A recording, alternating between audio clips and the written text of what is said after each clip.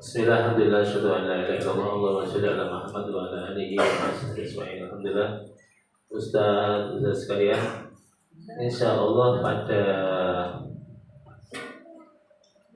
siang hari ini kita akan mengikuti kegiatan diseminasi budaya positif. Apa diseminasi bu? Disemi turunan, ya. Ya.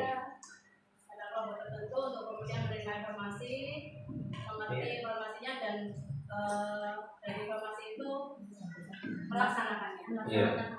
Ya. Apa yang kemarin sudah dipelajari, dipelatihankan itu ya, didapatkan, dipengalamankan, apa yang semuanya itu akan disemi. Disemi itu ditumbuhkan ya. Ditumbuhkan, disebarkan, disampaikan, diinformasikan kepada ustazah sekalian terkait yang kemarin sudah dipelajari di CGP ya. Hari ini ustaz dan ustazah akan mendapatkan tularan itu dari ustazah Resti dan ustazah Ois ya. Jadi nanti mohon diperhatikan dengan baik ya. Kalau ada yang tidak paham atau belum ditanyakan langsung. Jadi intinya hari ini kita akan diketok tulari ilmu-ilmu yang sudah didapatkan di ya calon guru pendidikan kemarin ya. Itu yang pertama. Kemudian yang kedua, tidak terlalu nanti diikuti dengan serius ya. Karena kesempatan tidak terulang untuk yang kedua kalinya ya. Bisa jadi nanti ada pertemuan berbeda, tetapi mungkin isinya berbeda juga ya. Jadi isinya, muatannya dan lainnya berbeda. Jadi itu sekali lagi minta tolong nanti diikuti dengan seksama, dengan waktu yang sesingkat-singkatnya, karena ada kegiatan berikutnya dan berbagi berdua ya. Barangkali itu dari saya, Ustaz sekalian, langsung ke pemateri pertama. Demikian. Terima kasih. Assalamualaikum warahmatullahi wabarakatuh.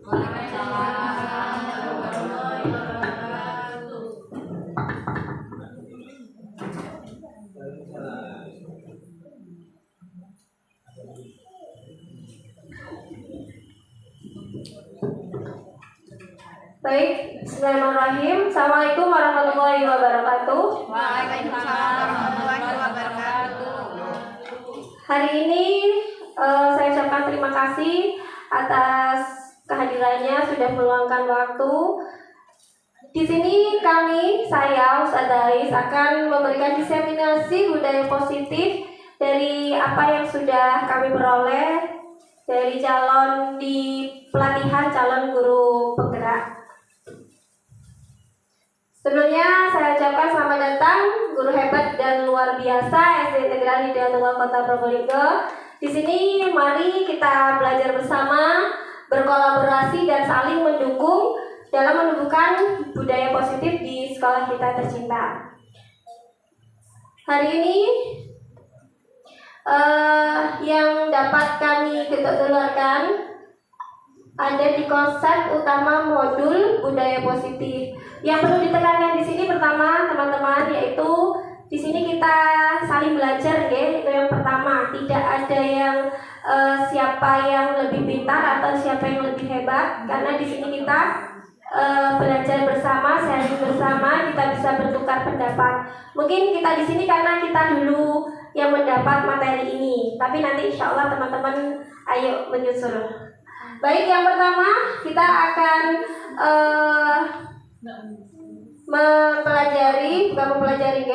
kita mengupas ulang.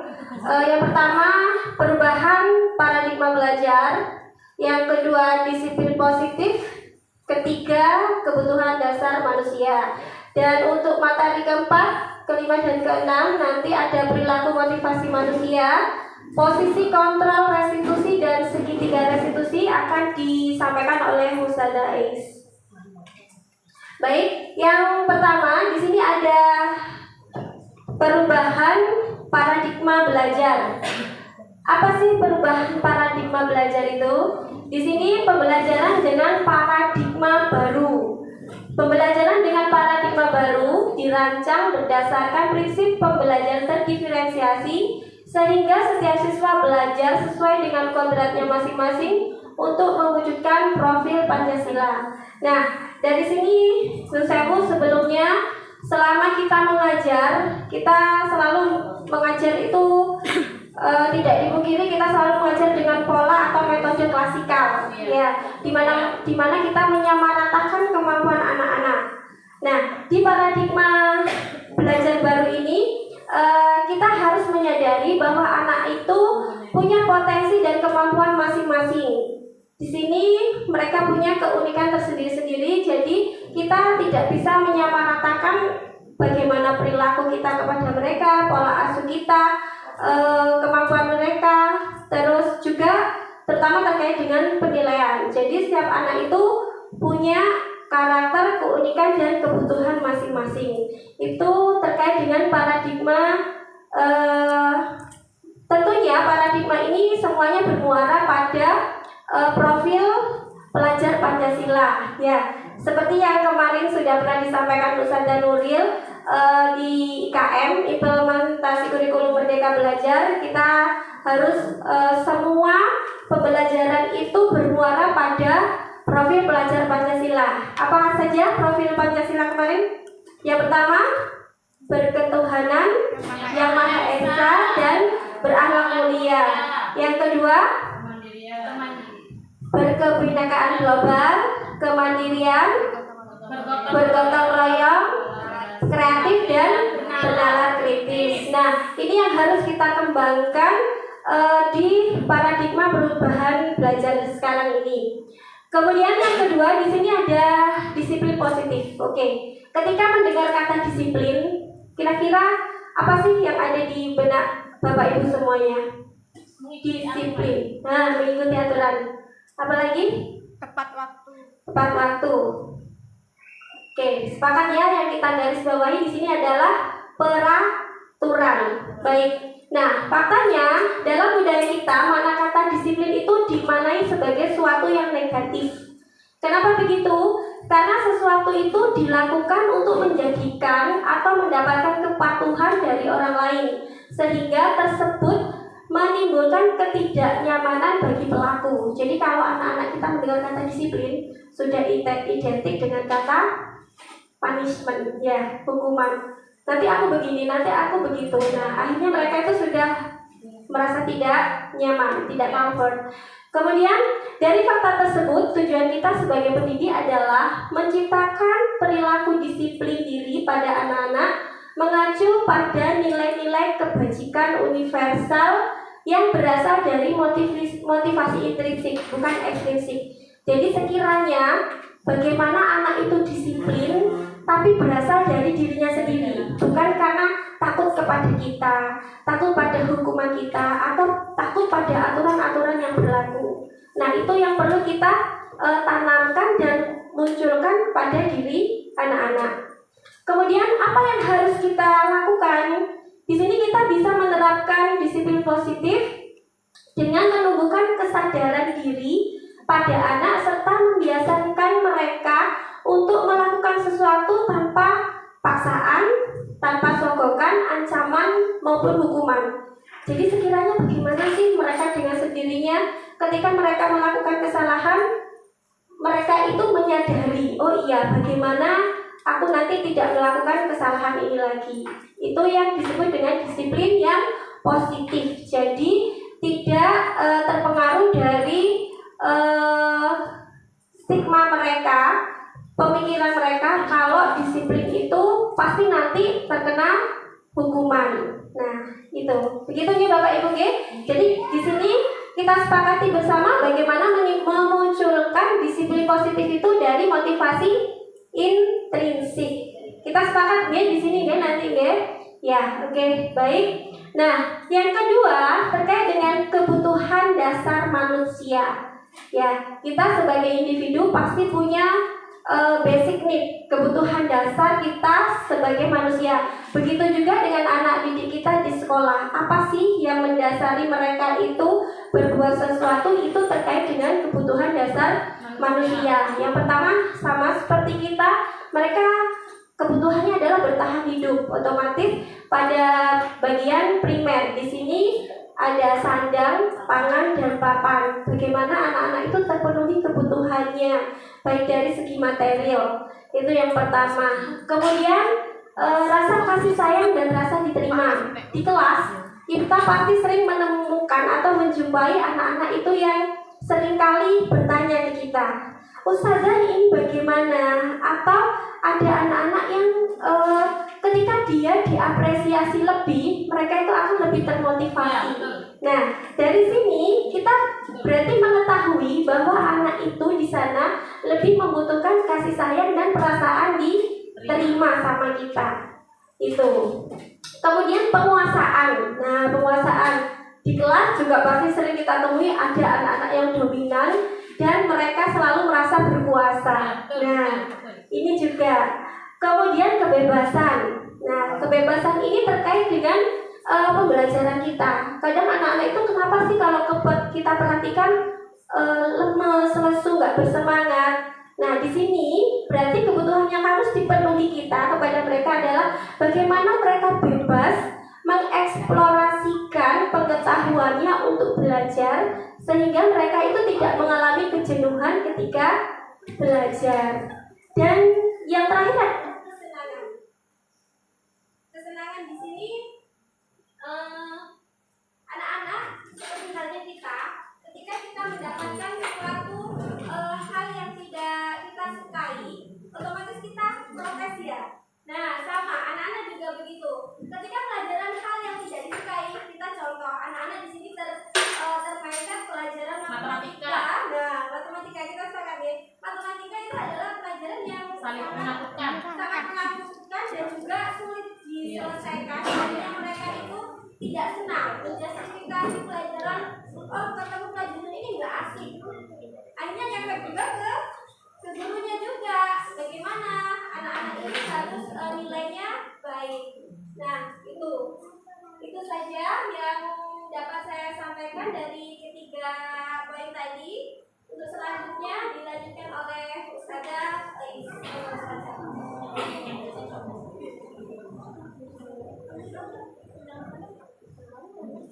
Oke teman-teman, masih semangat?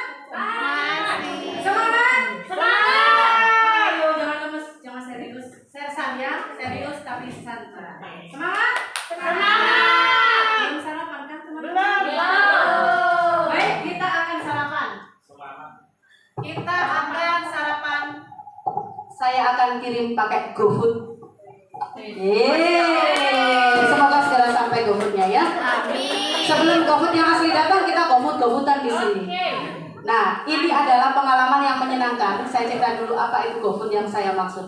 Ini adalah pengalaman yang menyenangkan bagi saya ketika saya mengikuti kegiatan CGP. Di awal kali kami melakukan Vicon. Nah, ini fasilitator kami ini sangat memotivasi, sangat menginspirasi bagi kami. Itu kita diajak bermain GoFood. Nah, saya ingin teman-teman merasakan apa yang saya rasakan, keceriaan dan semangat yang saya rasakan. Oke? Seperti ini permainannya. Saya suka makan apa misal? Kan GoFood, berarti makanan ya. Jangan minuman, jangan yang lain. Makanan bisa snack, bisa makanan berat. Tapi kita, nah boleh. Martabak bagi saya cemilan misal. Bagi Ustazah Reni itu sudah makanan pokok kan bisa jadi. Nah, contoh begini. Saya suka makan ayam, gitu kan? Saya bilang ayam saya kirimkan ke Ustazah Reni. Nah, Ustazah Reni bilang M kan? Ayam, huruf akhirnya M. Ustazah Reni bilang martabak. Nah, saya terima ayamnya. Akhirnya Ustazah Reni cari makanan lain yang huruf awalannya huruf akhir saya tadi. Martabak saya kirimkan ke Ustaz Faisal misal. Ustaz Faisal mencari makanan yang huruf awalnya apa? Are you ready? Ready. Are you ready? Oke. Kita tentukan pesertanya adalah teman-teman yang ada di depan saya. Oke? Pesertanya adalah teman-teman di depan saya. Berarti Ustazah Resti kita anggap sebagai juri. Oke, saya Saya kirimkan tahunya ke Mbak Nuril.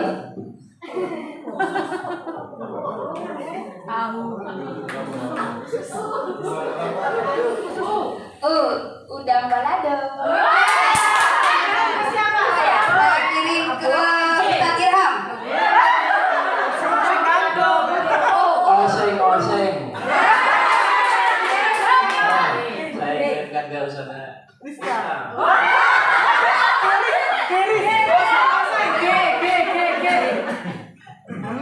Gurami Bakar. Dikirimkan ke siapa? Gurami Bakar. Risa. Manisa L. Risoles. Saudara Reni. Sego punel. L dikirimkan ke siapa? Segopunelnya. Saudara Reni. Segopunel. L. Lalapan lele. Saya kirimkan ke Ustadz Wahyudi.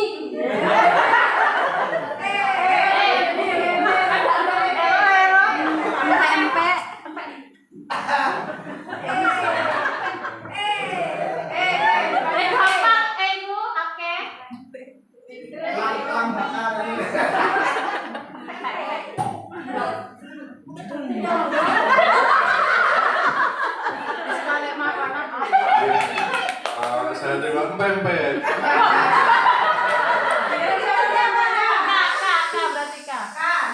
Kirim ke sudah ada satu minum. Kangkung tumis. Sosis bakar.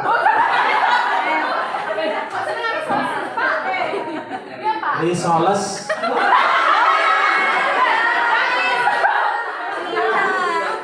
Roti bakar. Sampai besok. Ustaz Asri. Yang belum Ustaz Berti.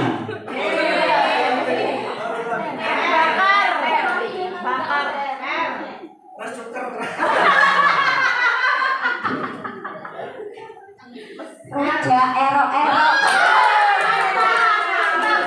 Ayo kak, dikirim ke siapa raja-rajanya? Ustadz Kiki. Oke, ayo kak, sama Diki. Kerang. Pedas.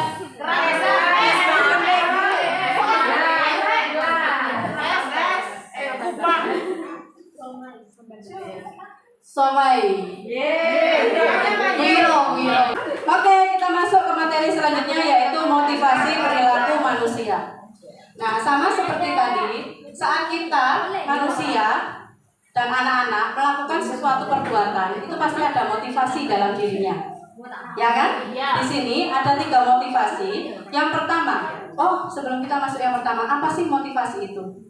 Memberi semangat. Suatu dorongan. Bisa terdiri muncul dari diri sendiri, bisa dari Orang lain. luar.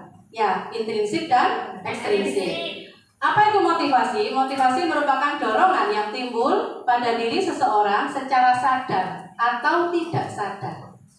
Ya, secara sadar atau tidak sadar untuk melakukan suatu tindakan dengan tujuan tertentu. Ya, Pak ya? Iya. Ya, ada 3 macam, yaitu alasan atau motivasi perilaku anak-anak melakukan sesuatu. Yang pertama, alasan untuk menghindari ketidaknyamanan atau hukuman. Seperti yang disampaikan Ustaz Resi tadi, anak-anak cenderung hukuman itu bermakna negatif. Ya kan? Iya. Nah, di sini ketidaknyamanan itu berupa hukuman ini anak memang melakukan sesuatu karena takut. Ya, mereka terpaksa melakukan sesuatu tapi takut. Takut apa? Takut akan mendapat hukuman. Misal, saya upacara jangan sampai terlambat. Cepat lari cepat. Supaya tidak terlambat, tetapi dia motivasinya supaya tidak dihukum ngambil sampah misalkan. Ya, supaya saya nggak dihukum menyelesaikan tugas yang saya tidak bisa. Misal suruh nyiram bunga, waktu saya terbuang. Nah, itu. Jadi mereka menghindari sesuatu karena takut dihukum. Hukuman ini merupakan motivasi ekstrinsik. Jadi hanya karena ketakutan saja. Yang kedua, mendapatkan imbalan atau penghargaan dari orang lain. Anak cenderung melakukan disiplin diri itu hanya karena motivasi ingin dapat imbalan, hadiah, pujian. Nah, dari orang lain, dari siapa? Mungkin dari guru, dari temannya, dari orang tuanya. Jadi mereka melakukan sesuatu belum dari diri sendiri, tapi ada sesuatu yang mereka harapkan berupa pujian, berupa hadiah, imbalan. Contoh di kelas, saya juga pernah melakukan ini.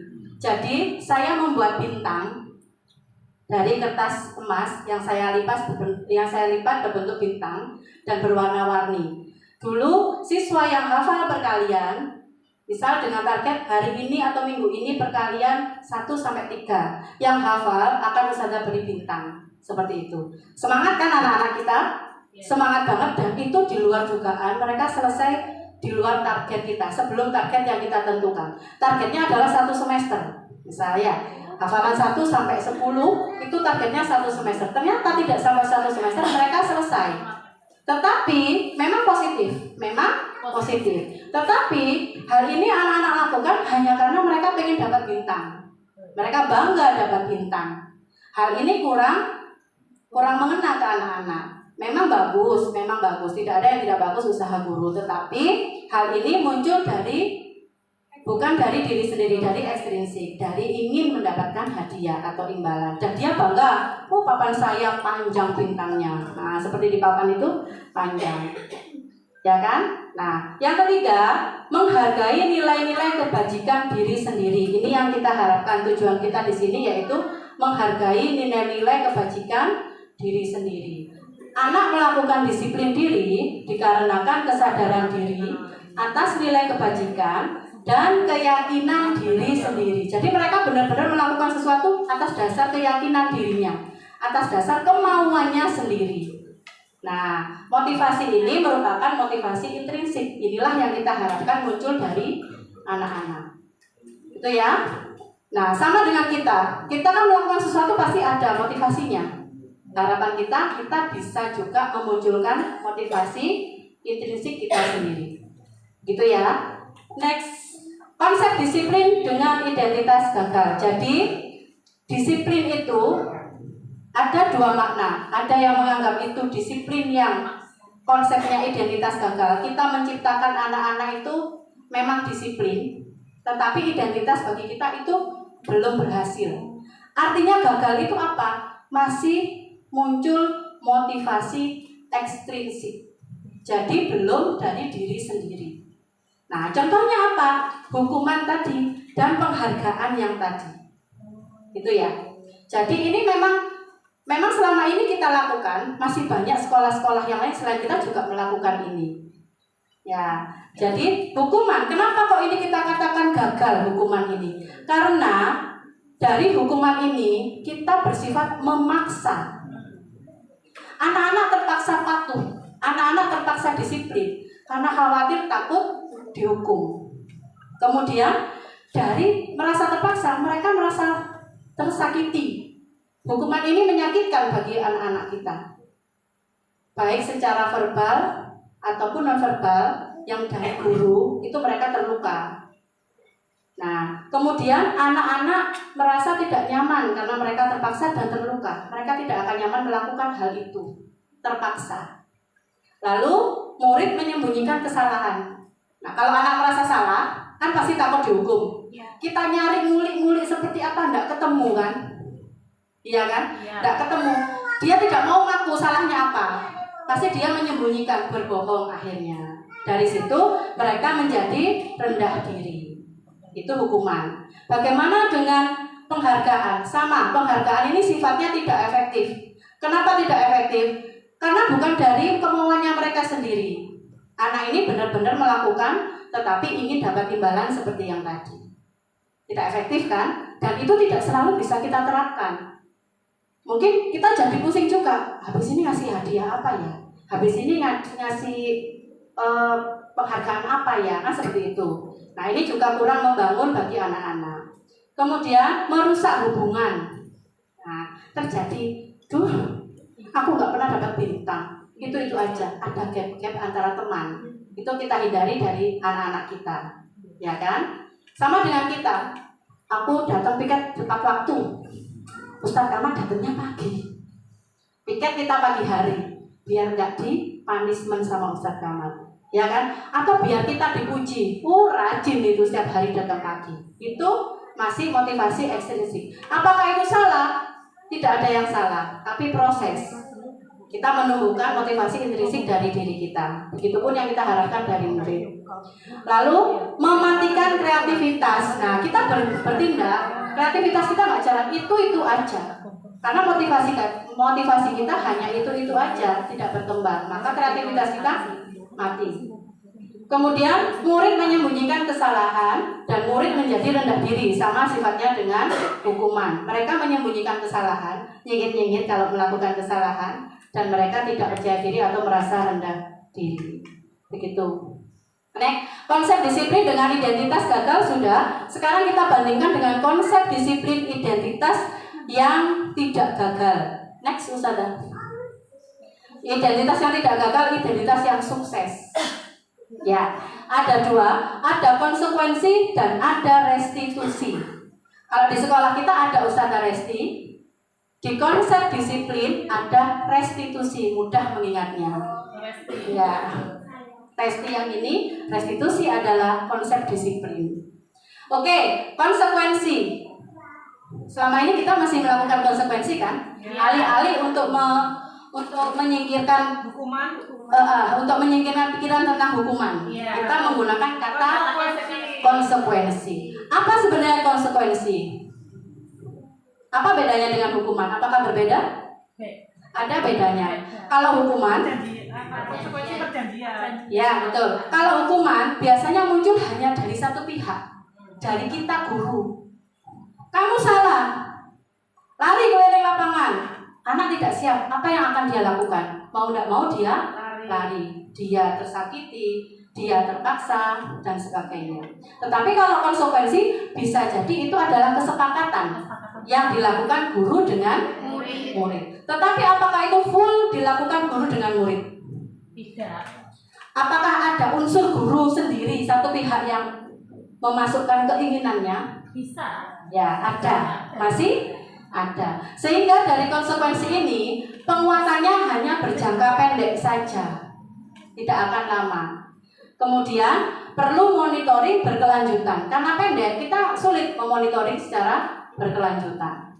Lalu adanya stimulus respon. Mereka hanya akan merespon kalau kita memberikan sesuatu stimulus atau suatu perlakuan. Mereka nggak akan ngapa-ngapain, hanya melakukan sesuai stimulus saja, hanya merespon sesuai dengan apa yang kita arahkan.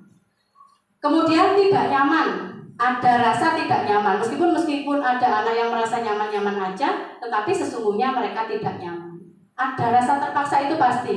Karena ada, misalkan anak memutuskan konsekuensi disepakati antara guru dengan murid, tetapi bahasanya kan ada bahasa guru di situ.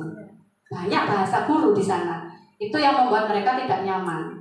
Karena mereka masih merasa ada sistem menghukum, meskipun kalimatnya menghukum secara halus, atau kalimatnya dari kita adalah kamuflase menghukum mendidik, menghukum dengan mendidik. Kemudian anak menghormati peraturan.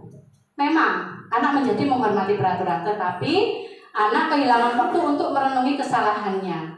Jadi mereka hanya melakukan aja, oh ya sudah tahu loh, saya menyobekkan buku teman saya, konsekuensinya apa kamu tahu? Tahu, saya akan mengganti, ya kan? Tapi dia tidak akan muncul ekspresi bahwa mereka itu sadar sendiri. Pasti ada rasa terpaksa, tidak nyaman, itu pasti ada. Tetapi dia tahu bahwa dia harus mengganti. Begitu ya. Bagaimana dengan restitusi? Nah, restitusi inilah adalah yang ada di paradigma belajar baru kita. Apa itu restitusi? Apa yang akan terjadi bila kita melakukan restitusi? Belum, Ustazah. Restitusi, dengan adanya restitusi, anak bertanggung jawab dengan perilakunya. Jadi mereka benar-benar bertanggung jawab dengan apa yang dia lakukan. Bukan karena diperintah, bukan karena stimulus saja. Kemudian fokus pada pemecahan masalah jangka panjang. Jadi setiap anak kalau melakukan kesalahan, kalau itu memang dia sudah melalui proses restitusi, mereka akan mencari pemecahan masalah, mereka terbiasa pemecahan masalah secara jangka panjang. Kemudian anak menghormati dirinya dan orang lain. Dia merasa, oh aku dihormati karena aku diajak berdiskusi, aku diberi tawaran, aku diberi kesempatan untuk menyampaikan apa yang aku mau, apa pendapatnya. Seperti itu. Lalu teori kontrol, memegang kontrol atas diri sendiri. Habis ini kita akan bermain teori kontrol. Dari teori kontrol dan yang lain ini, anak bersemangat memperbaiki kesalahannya. Apa yang dimaksud dengan teori kontrol? Memegang kontrol diri sendiri. Ini menarik. Contoh. Nah, kalian, misalkan kita ke murid-murid, kalian pasti punya cita-cita, pasti punya keinginan, pasti punya sesuatu hal yang besar. Gitu kan, ke anak-anak pasti kita. Nah, sama, sekarang bertanya ke teman-teman saya. Apakah teman-teman punya angan-angan, punya cita-cita, punya impian besar? Punya. Pasti punya. Punya kan? Punya. Sekarang saya ingin teman-teman bayangkan apa impian besar teman-teman. Tidak perlu diucapkan. Hanya teman-teman yang tahu apa yang menjadi impian besar teman-teman. Sudah? Sudah menemukan impian besar yang sangat besar yang pasti akan teman-teman kejar. Bagaimanapun caranya teman-teman harus menggapai mimpi itu, harus menggapai apa yang teman-teman inginkan. Sudah? Sekarang bayangkan impian teman-teman di genggaman tangan teman-teman. Mari kita genggam impian kita semua. Genggam dengan erat, lebih erat, sangat erat. Sekarang setelah impian kita genggam dengan erat, tiba-tiba banyak teman-teman kita datang ingin mengambil impian dari teman-teman dengan cara membujuk, merayu, nyitik-nyitik, menikung, menjegal, atau bahkan menyuap. Apa yang akan teman-teman lakukan? Apakah teman-teman akan memberikan mimpi itu, membuka tangan teman-teman dengan ya wis, oleh akeh duitnya, atau silakan deh, aku berikan semuanya padamu, atau teman-teman akan mempertahankannya dengan kuat apa yang menjadi cita-cita dan impian teman-teman. Rahasia, tidak boleh, aku tidak akan memberikannya. Ini adalah impianku seorang. Nah, apa yang akan Ustazah lakukan? Teman-teman lakukan. Ustazah Rizka, apa yang dilakukan? Ya akan menggenggam dengan erat. Tidak akan saya kasihkan. Saya kasih berapapun yang Ustazah minta. Enggak. Saya bangunkan rumah istana mewah. Enggak. Serta pelayannya. Enggak. Oke, Ustazah Berti apa yang Ustazah lakukan?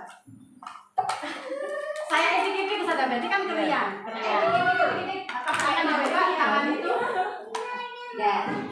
Tidak akan berusaha dengan keras. Apakah dari teman-teman yang lain ada yang akan membuka genggamannya? Ustaz Faisal mungkin akan membuka genggaman tangannya. Nanti dikasih uang. Oke. Bagaimana? Ada uangnya. Kata Ustaz Faisal akan saya buka tergantung uangnya. Kan itu pilihan. Haknya Ustaz Faisal. Haknya kan? Nah, dari sini apakah kita bisa menyimpulkan? Saya akan menggenggam erat, tidak akan saya buka sedikit pun. Tak engket naik enggak? Ya kan? Ngengket naik enggak oleh sama saya. Nah, kalau Ustaz Faisal, ada apa-apa dah, saya kasihkan tergantung seberapa besar uangnya sogokannya. Misal, kan sah-sah saja. Sah kan? Sah, tidak ada yang tidak boleh. Karena itu adalah pilihan sendiri. Pilihan Ustaz Faisal dan teman-teman yang lain. Nah, dari sini inilah yang disebut teori kontrol, memegang kontrol atas diri sendiri. Jadi sebenarnya apapun yang kita lakukan itu adalah pilihan diri kita sendiri. Tidak ada orang lain yang bisa mempengaruhi kita. Tidak ada orang lain yang bisa mengontrol diri kita. Betul? Ya kan? Kalaupun mengontrol paling hanya sebatas motivasi. Takut dihukum, takut tidak dapat pujian, takut tidak dapat hadiah, hanya sebatas itu. Tetapi sejujurnya orang lain tidak akan pernah memegang kontrol diri kita. Diri kita sendirilah yang memegang kontrol atas diri kita sendiri. Ini yang dimaksud dengan teori kontrol. Terima kasih. Next.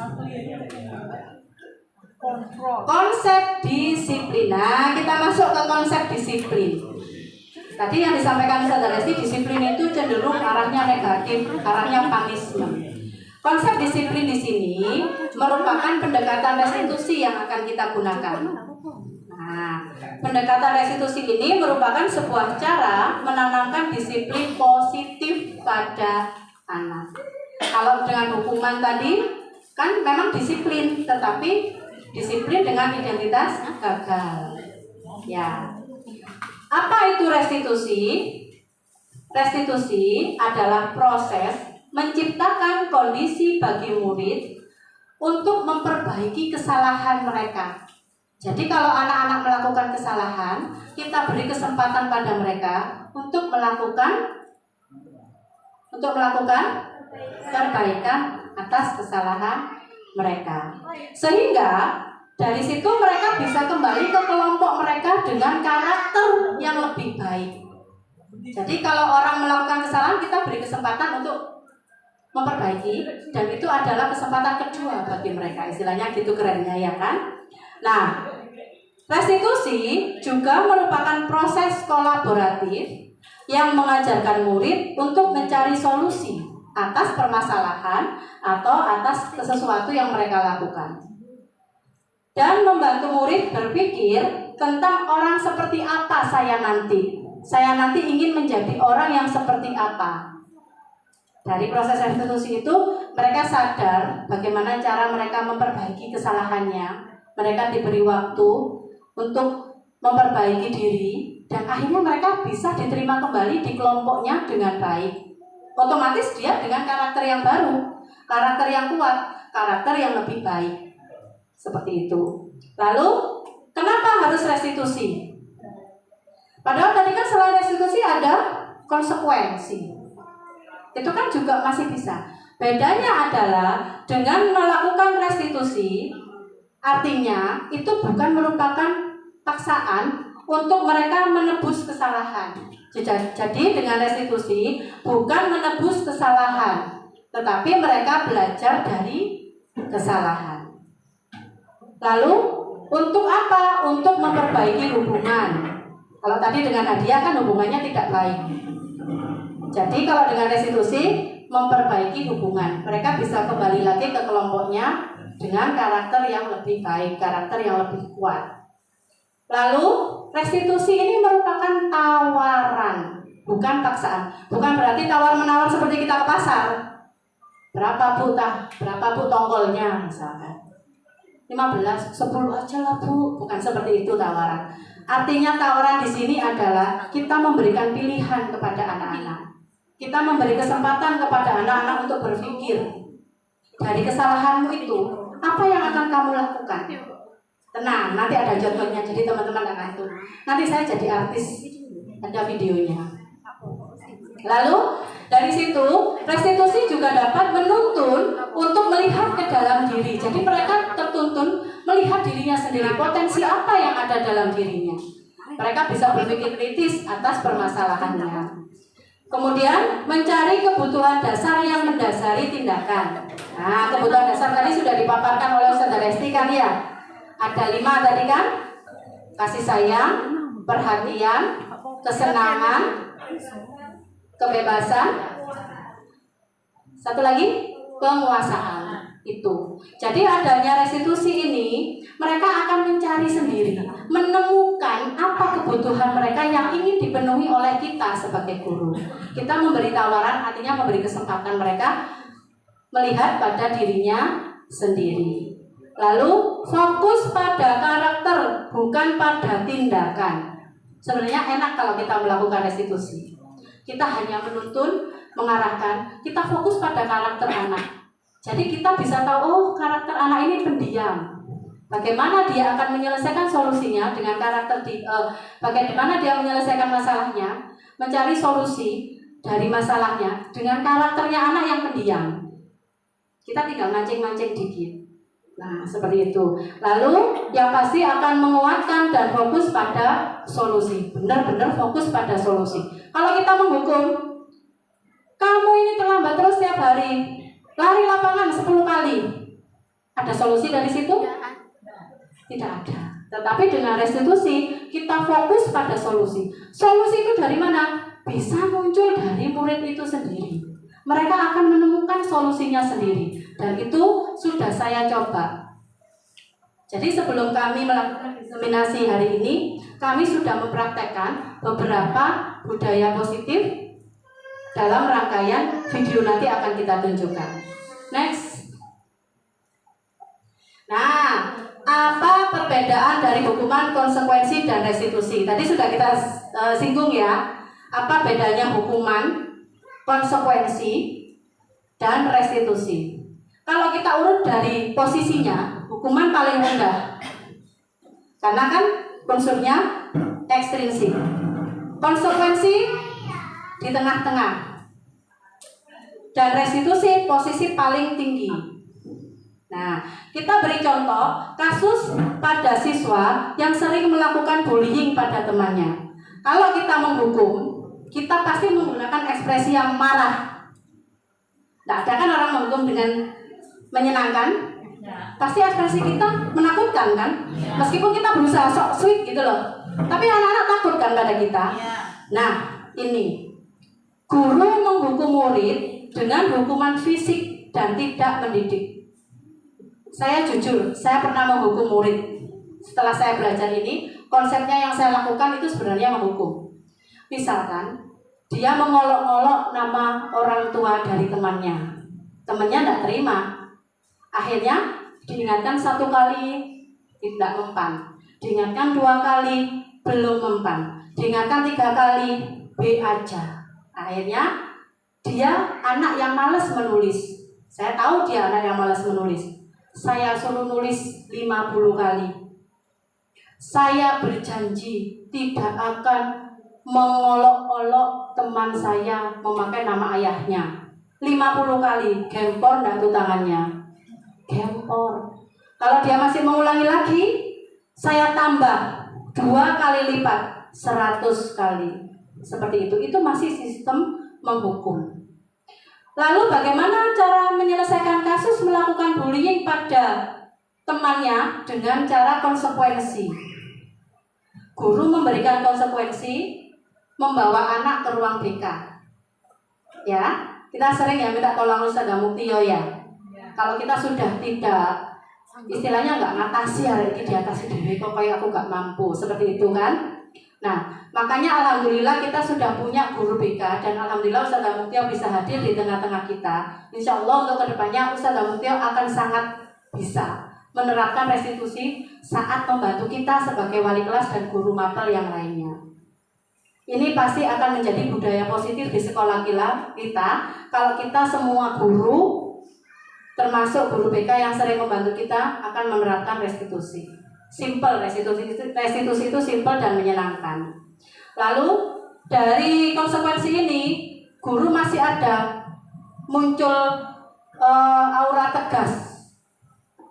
Akhirnya murid tetap patuh pada peraturan karena masih melihat gurunya masih tegas. Nggak nge-friend gitu loh istilahnya bagi mereka. Gurunya itu masih ada jarak. Saya murid, depan saya guru.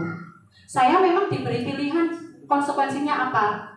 Tetapi saya kan ada paksaan. Saya harus konsekuensi yang lebih seperti apa. Seperti itu. Lalu bagaimana dengan restitusi? Bagaimana Resti? Oh, Resti diam saja. Mari kita lihat restitusi. Guru akan menanyakan keyakinan kelas atau kebajikan pada diri anak dan membantu murid mencari solusinya sehingga murid dan guru akan saling menghormati, saling terbuka. Kalau ada kata keyakinan kelas, apa itu keyakinan kelas? Nanti akan kita bahas. Next.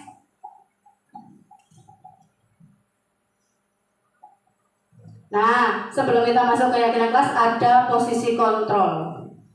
Ada 5 posisi kontrol kita sebagai guru dalam restitusi.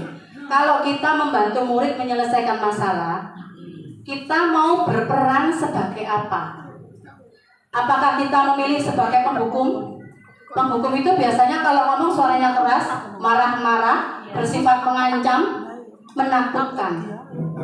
Atau kita mau membuat sebagai pembuat merasa bersalah. Kita akan mengolah kalimat kita, kata-kata yang kita ucapkan kepada murid kita, sehingga dia muncul rasa bersalah. Contoh kalimatnya, ayolah kamu kok gak ngerti sih? Nanti kalau kamu telat terus, ustazah yang nanti tegur kepala sekolah. Ustazah nanti yang jadi merasa bersalah. Dikiranya ustazah tidak menasehati kamu. Seperti itu kalau kita berposisi sebagai pembuat merasa bersalah. Kok tiap hari terlambat sih? Memangnya kamu kenapa? Apa kamu tidak bisa mencari solusi untuk keterlambatan kamu? Itu masih membuat merasa bersalah. Kalau menghukum lebih ekstrim lagi. Telat terus, kesel. Ya kan kalau menghukum? Bendino, tiap hari telat, ustazah ngaduk enteni kamu gak datang. Kesel itu loh gempor, mulai setengah 7 ngaduk, kamu datangnya jam 7 lebih. Itu penghukum. Lalu bagaimana dengan teman? Nah, dengan teman ini tipis bedanya persepsi kita dengan persepsi anak-anak. Kita memposisikan diri kita sebagai teman. Ayolah usahakanlah, jangan terlambat terus. Ya, bisa kan ya? Ya. Seperti itu contohnya. Atau sebagai pemantau. Wow, kita langsung datang bawa data. Kalau sebagai pemantau itu kebanyakan kita pegang data. Oh, kamu bulan ini terlambat sudah 5 kali. Ini sudah lebih ini dari jatahnya. Padahal tidak ada jatah. Kalau namanya terlambat ya jangan terlambat ya. Ini sudah lebih nih 5 kali, lebih dari 3 kali. Berarti kamu ini ada sesuatu yang membuat kamu terlambat yang kamu belum bisa menemukan solusinya. Coba, apa yang membuat kamu terlambat? Nah, seperti itu pemantau. Ataukah kita sebagai manajer? Bocoran sedikit, kita diharapkan berperan sebagai manajer. Kita diharapkan memposisikan diri kita sebagai manajer. Seperti apa kalimatnya? Bisa ada yang terlambat. Kasus saya kemarin, murid saya kalau wudhu suka bercanda. Akhirnya ada yang terlambat datang saat murojaah sebelum pembiasaan sholat duhur. Maaf Us, saya terlambat tadi. Nah, kita bilang tidak apa-apa. Setiap orang pernah melakukan kesalahan. Satu, kita bisa berkata seperti itu. Yang kedua, ya, bukan hanya kamu yang pernah melakukan kesalahan ini. Artinya, kita memotivasi dia dulu. Dia tidak down duluan. Jadi kita katakan, ya tidak apa-apa. Tapi ada tahap setelah itu tidak kemudian, oh tidak apa-apa, kita selesaikan. Selesai sudah, tidak ada kasus. Tidak. Seperti apa? Nanti kita akan lihat di segitiga restitusi. Next.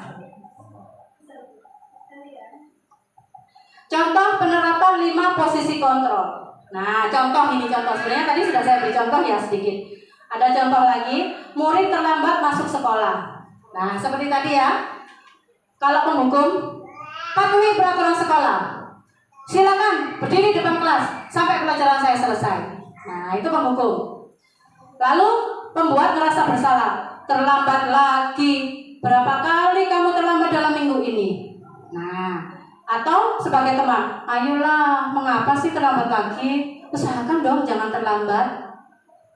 Besok kalau kamu terlambat, ibu tidak bisa memaafkan loh. Kamu sering terlambat loh. Itu sebagai teman.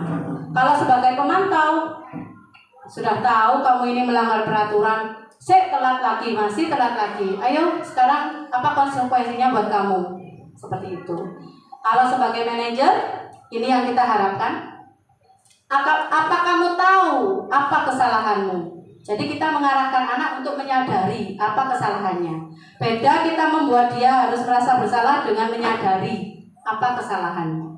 Setelah mereka menyadari kesalahannya, kita akan mengarahkan, menuntun anak untuk menemukan cara agar apa yang dia lakukan atau kesalahan apa yang dia lakukan tidak akan terulang lagi. Dan ini sifatnya muncul dari diri anak sendiri. Insya Allah kalau sesuatu hal motivasi muncul, terlaksanakan dari motivasi intrinsik, itu pasti akan berjangka panjang dan tidak akan terulang lagi kesalahan yang sama. Next, keyakinan kelas. Oh, gantian. Oke, Ustaz Resti kita gantian. Monggo. Baik, saya lanjutkan, Ge. Nah, terkait dengan restitusi tadi, sebagai langkah awal kita, bagaimana cara kita menerapkan restitusi? Yang pertama, kita harus membuat keyakinan kelas. Kalau di kelas di sekolah kita yang sudah kita terapkan adalah kita sudah mempunyai kontrak belajar ya, kontrak belajar di kelas. Nah, di sini ada perbedaan antara kontrak belajar dan keyakinan kelas. Kalau kita membuat kontrak belajar di kelas kita itu selalu menggunakan bahasa yang sifatnya kita membuat suatu perjanjian ya. Jadi contohnya biasanya kalimat yang lebih ke yaitu lebih arah lebih ke yang disiplin tapi yang negatif. Negatifnya karena membuat anak takut ya. Contohnya dilarang berisik, contohnya ya, terus dilarang terlambat. Ya, saya apa saja? Bullying. Nah, hal-hal seperti itu. Nah, di sini yang harus kita buat sebenarnya hampir sama, cuma konsepnya kita mengarahkan ke arah yang lebih positif. Kita akan membuat keyakinan kelas, tapi bukan peraturan kelas. Contohnya begini. Mengapa kita memiliki peraturan menggunakan masker dan wajib protokol kesehatan? Kira-kira alasannya apa, Ustazah? Alasannya apa? Kita itu memiliki peraturan untuk wajib menggunakan masker dan protokol kesehatan. Untuk apa? Menjaga supaya tidak tertular penyakit. Agar kita sehat dan tidak tertular penyakit. Nah, yang kedua, mengapa kita memiliki peraturan harus menaati rambu lalu lintas? Supaya tidak kecelakaan. Tidak kecelakaan, berarti sehat dan terhindar dari kecelakaan atau selamat. Nah, inilah alasannya yang mendasari kita membuat keyakinan kelas. Jadi alasannya, kalau selama ini yang kita buat kan adalah peraturannya kan ya. Peraturannya, ayo silakan pakai masker. Tapi kan kita ke anak-anak kita tidak meyakini apa sih yang harus kita seperti ini melakukan pakai masker itu. Nah, dari sini kita harus meyakinkan anak-anak, oh keyakinan ini yang muncul kalau kita bisa menaati peraturan. Bisa dipahami dari sini ya? Ya. Lanjut Ustazah. Nah, ketika kita membantu keyakinan kelas itu kita harus abstrak.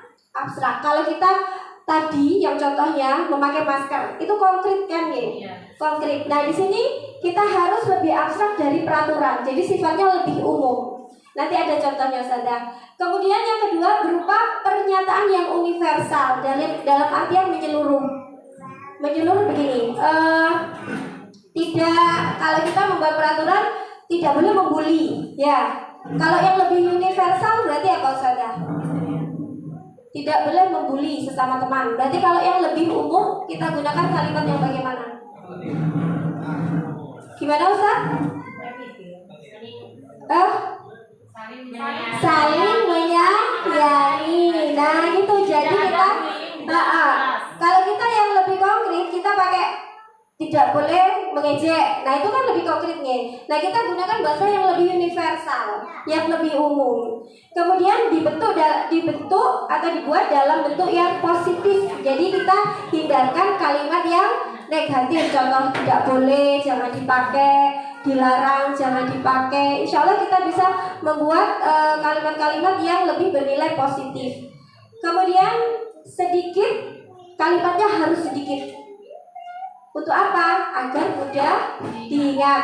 Saling menyayangi. Sederhana toh? Nah, anak-anak itu sudah mengingat, oh, keyakinan kelas kita seperti itu. Kemudian yang kelima, sesuai dengan kondisi kelas dan sekolah agar mudah diterapkan. Nah, kalau kita sekolahnya lebih berbasic pada ketauhidan, apa-apa itu seluruhnya itu berdasarkan dengan syariat apa yang ada di Islam, ya. Contohnya ketika kita masalah aurat, nah itu kita sesuaikan dengan itu. Kemudian semua warga, kelas atau sekolah dilibatkan dalam pembuatan. Jadi kita bersama-sama dengan anak-anak itu membuat. Kemudian kita jadikan satu, jadi kita wujudkan dalam keseragaman. Jadi kelas bawah sampai kelas atas semuanya memiliki keyakinan kelas yang sifatnya mempunyai nilai-nilai kebajikan yang universal. Nah, seperti ini Ustazah. Ini ada sisi kanan, ada sisi kiri. Menurut Ustazah, ini mana yang merupakan keyakinan kelas? Yang kanan apa yang kiri? Ini kanan, ini kiri. Ini kanan, ini kiri. Yang kurang nampak di ini saja.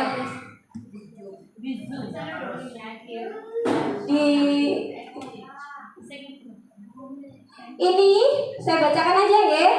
Yang ini, datang tepat waktu, mengucap salam, menjaga kebersihan sekolah, berdoa sebelum dan sesudah kegiatan, aktif dalam pembelajaran dan tertib.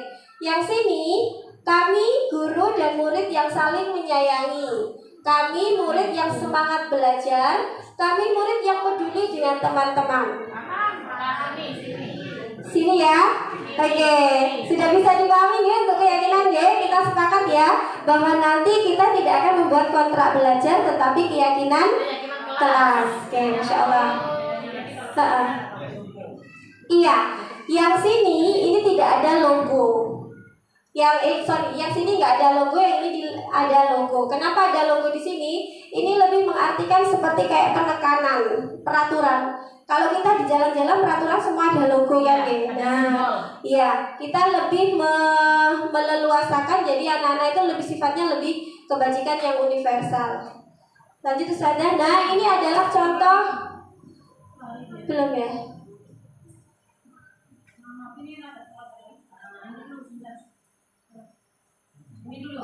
Sudah. Nah, ini kebetulan keyakinan kelas saya dan kelas Ustazah sudah menerapkan. Nanti insya Allah teman-teman juga bisa.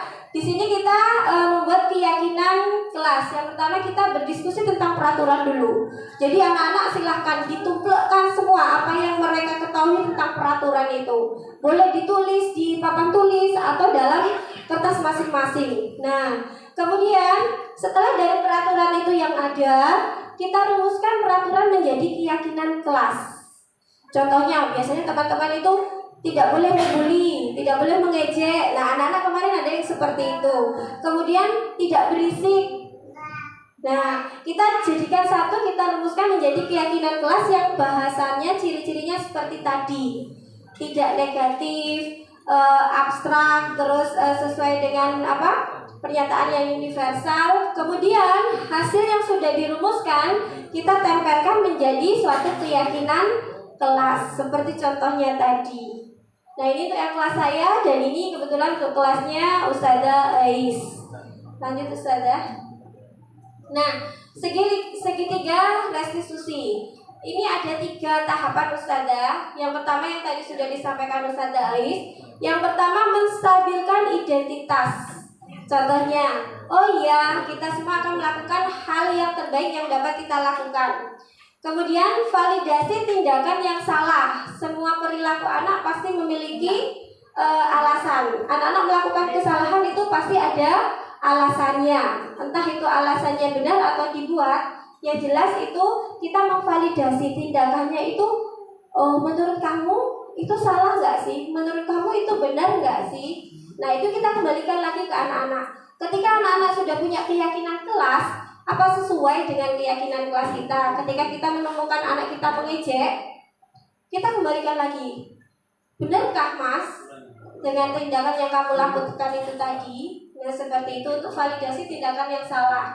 Kemudian menanyakan keyakinan atau motivasi internal yang kita miliki dengan nilai-nilai kebajikan. Apa sesuai dengan keyakinan kelas kita? Kalau kita itu misalnya datangnya terlambat, sesuai enggak? Terus kita bermalas-malasan, sesuai enggak? Itu yang perlu kita lakukan pada segitiga restitusi. Jadi ada 3 tadi. Menstabilkan identitas. Ya, kita semua itu pernah melakukan kesalahan. Kemudian yang kedua, validasi tindakan yang salah. Kira-kira bisa nggak diperbaiki? Dan yang ketiga, apa sesuai dengan keyakinan kelas kita? Itu adalah proses segitiga restitusi. Nah, ini adalah contoh penerapan segitiga restitusi di kelas saya. Nah, kebetulan ini kejadian yang terjadi real di kelas saya. Mbak Siva, Mbak Siva dan Mbak Aya itu sebenarnya ini saya pakai tokoh ini, tapi real kejadiannya itu Mbak Naya sama Mbak Fani itu tengkar sampai cakar-cakaran, mukanya terluka. Iya, serius, sampai mukanya sininya itu luka. Iya, cakar-cakaran itu anak saya. Iya. Loh, sampai bisa bertengkar Ustaz. Lanjut Ustaz ya. Nah, ini kemudian ketika itu saya buatkan demonstrasinya bagaimana ketika saya memecahkan masalah tadi menggunakan segitiga restitusi.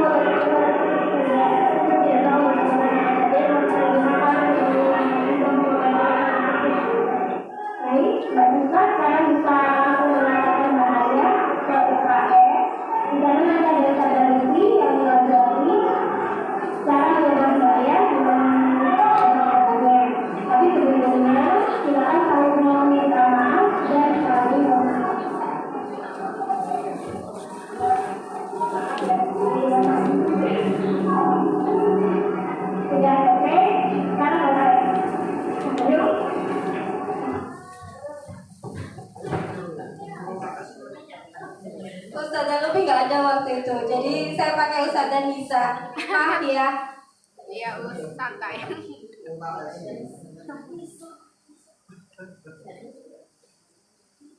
Ya, dari contoh ini kita memberikan cara kepada anak bagaimana dia bisa menyelesaikan masalahnya. Jadi memberikan mereka kebebasan untuk mencari solusi. Mereka mencari solusi bagaimana mereka menyelesaikan masalahnya. Nah, kebetulan tadi itu masalah antar teman. Nah, untuk yang contoh kedua, di sini ada contoh lagi dari Mbak Fani. Ini karena datang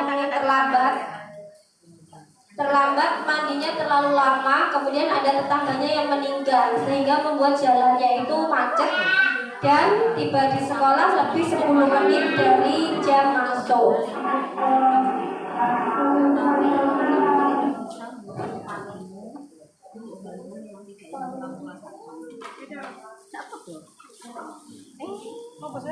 Ini lo ngomong apa tulisannya usir?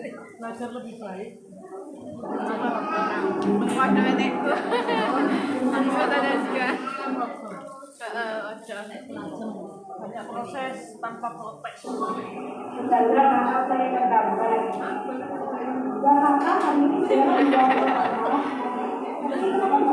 Ada ya, ada kandung-kandung ini.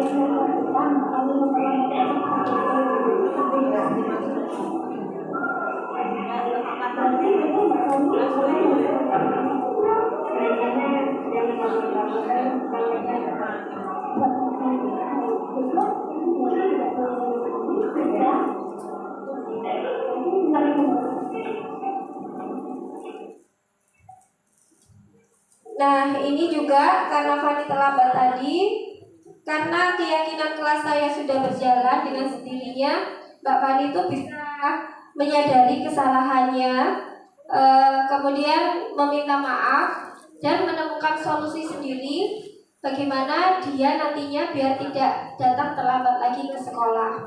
Kemudian untuk contoh yang ketiga, ini kebetulan terjadi di kelasnya Ustazah Ais di kelas 5, Mbak Salsa yang kerap kali datang terlambat ketika selesai wudhu itu dikarenakan bermain air bercanda dengan temannya.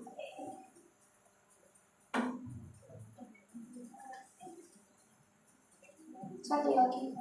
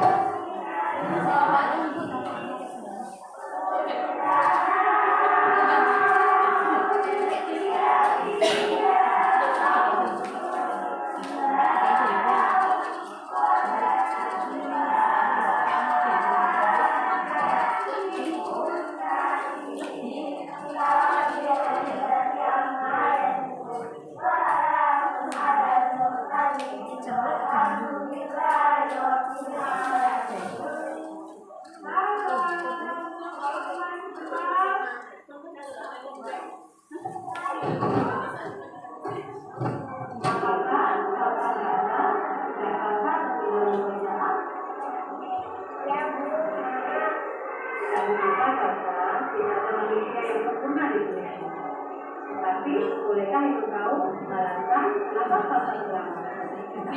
Ibu tahu dengan bercanda falsa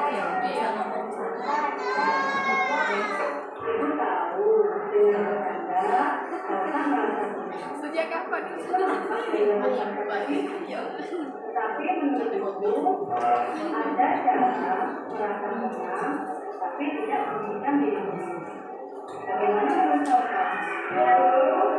Apakah Bapak ingat dengan keyakinan kita? Sekarang kita kembali pada saat alasan keadilan bercanda sampai ke bawah. Apakah hal itu mengurangi diri sendiri dan hak bercanda? Lalu sekarang apa yang akan kita lakukan? Rasa pahit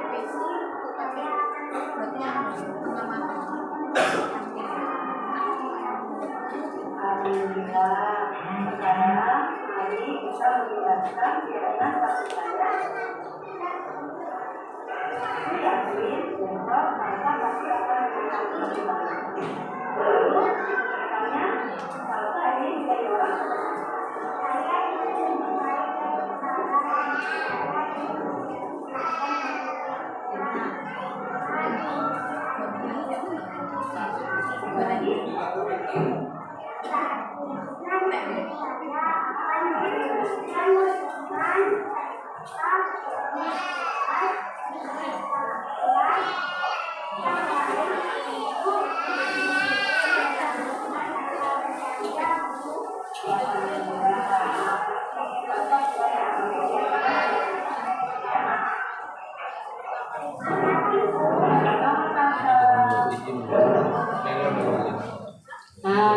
bagi 3 contoh praktek segitiga restitusi yang sudah kami lakukan.